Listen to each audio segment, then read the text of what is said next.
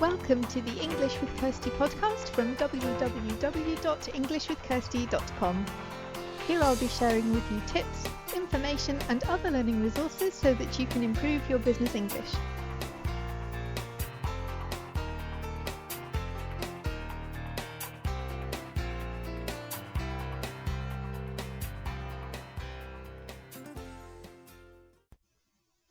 Hi everybody and welcome to English with Kirsty.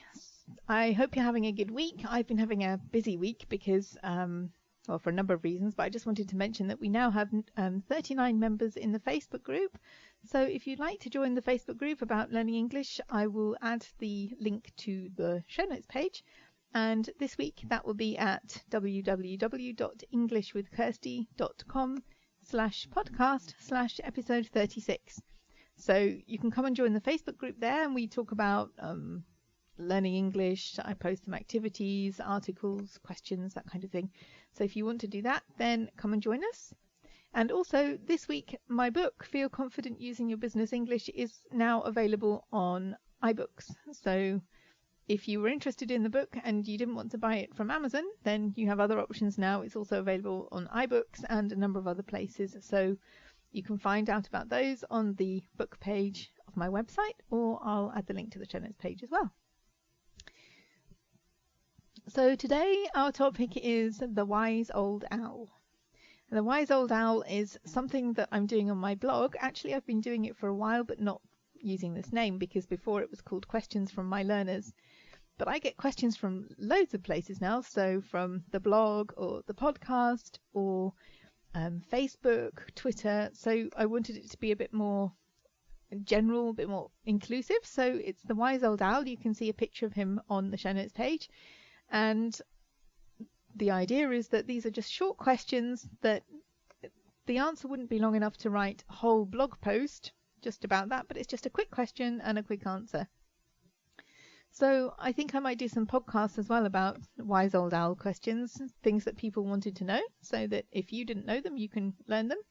But also if you have questions, then you can post your questions as well. So you can post them on the contact form of the show notes page, that's fine. But I'll also include the note to the OWL page, so there's a contact form on there as well. So if you have a question about English, about words, that kind of thing, then you can post it and maybe it will become a wise old owl article. So I wanted to go through a couple of these today. We've got 3 today. And the first one is one that I published today, which is Wednesday. And that was, why can't you say an useful book? Because we learned that if a word begins with A-E-I-O-U, then it's an, not a. So an elephant, an intelligent student. So it's not the noun, because if you have an adjective before the noun, you match the a or an to that. So it's the word that comes directly after the a or the an. You look at that, and so an intelligent student intelligent begins with an I, so it's an, not a.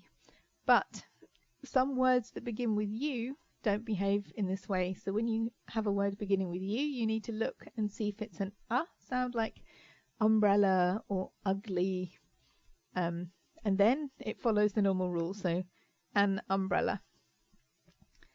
But if it makes the U sound like Y-O-U, like university, useful, useless, even, if it's got that sound, then it's going to be A, because it's not the same as the for umbrella sound, it's useful, so you don't put an N in words like that. So A, university, A, useful book.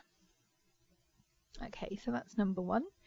Number 2 is about during, and somebody wrote something like, during I was on holiday, and I said, no, you can't write that. And they wanted to know why, so I thought I would explain that as well. So during has to be followed by a noun, like during the holidays, during the winter. You can't follow it with a sentence that has a verb in it. You can say while I was on holiday, or while I was waiting for you, but you can only use during if the next thing that you're going to say is a noun. Okay, and the last one that I was going to talk about today is every day and every day, because even native speakers get this one wrong. Well, in fact, native speakers are confused about a number of these things, and this is just a point that I wanted to make. I know that I have native speakers listening to the podcast, and if you have questions, then ask as well. It's not just for learners, it's for anyone who is listening to the podcast and who has a question. So this is open to everyone. So every day and every day, if it has a space between the two words, then it means something happens each day. Like I learn English every day or I walk to work every day. So it means each day. If you have every day together, then it becomes an adjective that describes something. Like, this isn't an everyday occurrence. This isn't something that we hear in everyday conversation. So that means like general conversation. So they are 3 questions that were asked of the Wise Old Owl, and you can find all these answers on the website. And I'm looking forward to receiving some new questions. I think there are 11 questions on the page at the moment, but I'm going to add to that. So if you're interested, it's worth checking back because this will be updated regularly.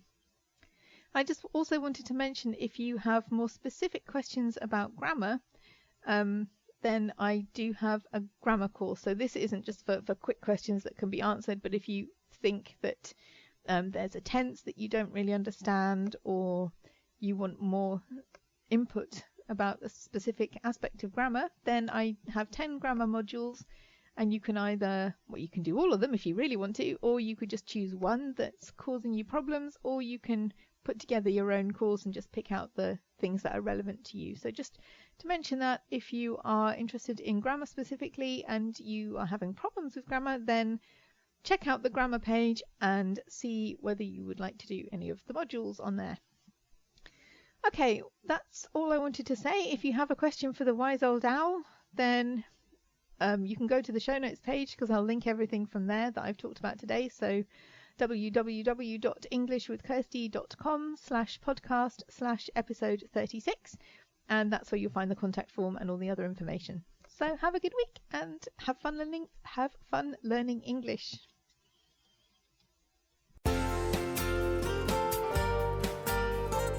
I hope you enjoyed this episode of the English with Kirsty podcast.